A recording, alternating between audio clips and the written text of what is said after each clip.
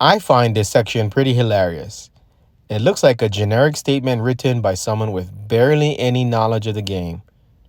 Maybe Capcom only provided EGM with a screenshot and then EGM had to make something up.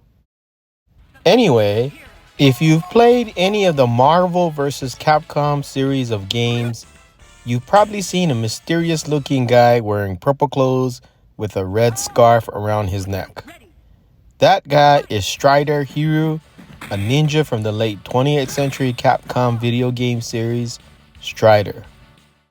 Capcom released Strider games for the arcade and for multiple home consoles. The home console ports, based on the arcade version, are pretty straightforward. Each stage takes place in a different region.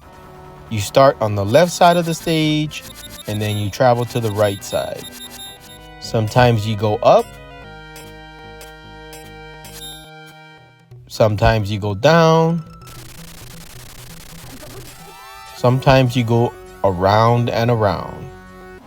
You'll fight enemies, take on a sub-boss or two,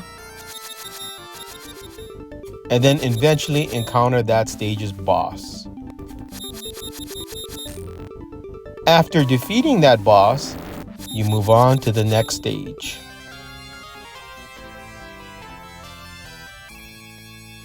While initially looking like a graphically downgraded port of the arcade game, the NES version of Strider has a plot that takes the player on a different journey than that of the arcade and other home console versions. The backstory is that Hiro is chilling in Mongolia, having retired from a group of elite operatives that the game's instruction manual describes as the strongest secret maneuvers group in the world. Hiro finds out that his friend Kane has been captured. The vice director gives him a mission to assassinate Kane. To add further incentive, the vice director threatens to begin slaughtering Mongolians if Hiro refuses to take on the mission. You are then sent to Kazakh, where you begin searching for your friend.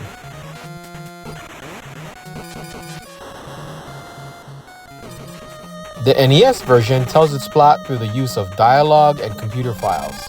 Both help flesh out the storyline details. This is kind of similar to Bionic Commando, another Capcom NES game.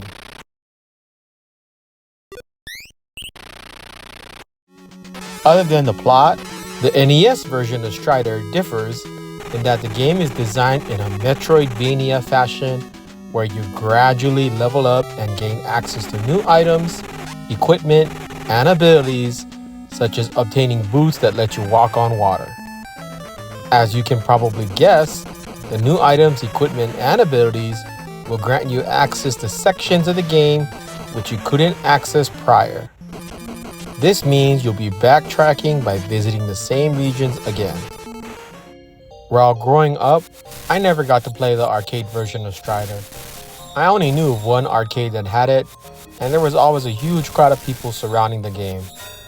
Because the arcade version of Strider is an action platforming game that's challenging but possible to beat, each player could spend upwards of 10 to 15 minutes, even more, playing it, especially if they know how to beat the game or if they didn't mind spending extra money to continue. One of the hooks of Sega's Genesis system was that you could bring home the arcade. Because I couldn't play the arcade version in the arcades, I wanted to play it on the Genesis. I knew there's no way the NES version could graphically compete with what the Genesis could provide. Plus, if you check out the Sega Master System version of Strider, you get a rough idea of what a direct 8-bit port of the arcade version of Strider could look like on the NES. It's possible Capcom knew this, and that could be why they chose to develop the NES version separately. I actually think the NES version of Strider is a little more challenging than the Sega Genesis version. The Genesis version is a direct port of the arcade version, so it's relatively straightforward. At the very start of the game, you already have access to all of Strider's abilities, such as being able to slide and attack, climb up walls, and jump from one wall to another. At the start of the NES version, you can only jump and strike with your sword. You can't climb on walls, you can't slide, and you certainly can't slide and attack at the same time. However, as you progress through the game, you pick up special abilities such as the ability to slide. And just like in Mega Man, you can also learn secondary abilities such as the ability to throw fireballs. I've heard it mentioned that the NES version of Strider is superior to the Genesis version. While granted that the NES version actually has a story beyond destroying everything, the NES version has its own set of issues. First, the graphics in the NES version are glitchy. You often see areas of the game that aren't there. Second, controlling Strider is not as smooth as the Genesis version. The best example I can think of is the wall jumping mechanic. You can jump off walls, but it's not as easy to pull off like in Ninja Gaiden or in Batman.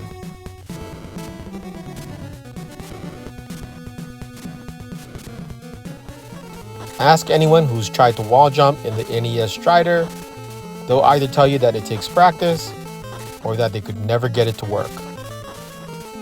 My suggestion would be to start by standing away from the wall. After you jump, but before you reach the top of your jump, move the directional pad towards the wall. As soon as you hit the wall, tap the jump button again, followed by quickly tapping away from the wall on the directional pad. Once you get the timing right on the first two jumps, the rest seems to flow naturally. You can also jump off walls when you're falling down a shaft. It seems to work even if you've already pressed the jump button. Third, it's traditional that when you take damage in these types of games, that the developers give you time to recover by making you invincible. Like in Mega Man, when you take damage, you'll flash, then you'll be invincible for a little while. The Genesis version of Strider is actually very generous with this. The NES version of Strider punishes you by shortening that recovery time to the point that it's easy to take damage multiple times, to the point that you can easily die if you just happen to land near an enemy. Fourth, in the Genesis version of Strider, you can pull off beautiful somersaults where you're mowing down enemies as you fly through the air. In the NES version, sometimes you run into hit detection issues where you'll slash and it won't hit the enemy, or you'll encounter situations like this where you think you can attack the enemy without taking damage, yet you somehow take damage. Strider for the NES also has a few design quirks. For example, the game teaches you that when you want to travel back to your base of operations, you first head to the beginning of the stage and then you jump. But if you try to do that when you first land in Egypt, guess what happens? Yep, even if the train is not moving, you still die. This part of the Egypt stage also gets me. You painstakingly climb one side of the pyramid. Now you want to run down the other side just like Sonic, or even like you did in the Genesis version of Strider.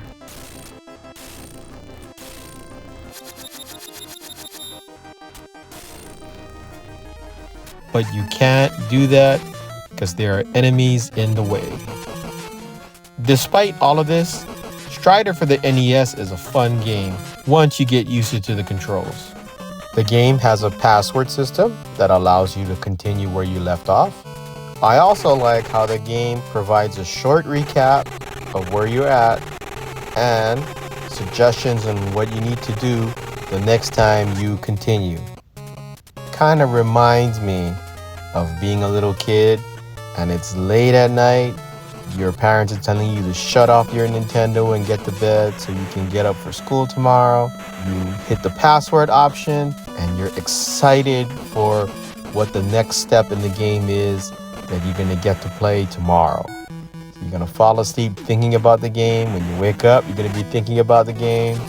And during school, you might be talking about the game with your friends. What's the next step? What you got to do next? Who you got to talk to? Where you got to go? What you got to do?